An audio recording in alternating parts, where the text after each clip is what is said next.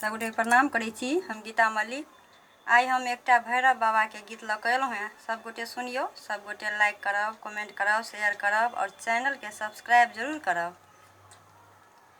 मैया के अंगना अड़हुलबा फूल के गछिया नारायण हो फरे फूलेलु बधल डाढ़ी नारायण हो फरे फूलेलु बधल डाढ़ी उतरहि राजसा एलैया कसुगबा नारायण हो बैसी गेलै अड़हुलबा फूल के गाछी नारायण हो बैसी गेलै अड़हुलबा फूल के गाछ।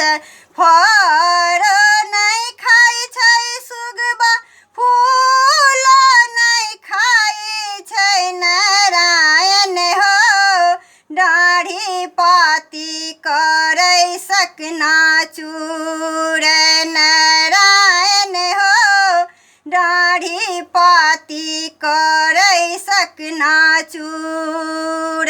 सुगबा नहीं छलै भैरव छलै देवी दुर्गा नारायण हो सुगबा स्वरूप धेने आयल नारायण हो सुगबा स्वरूप धेने आयल।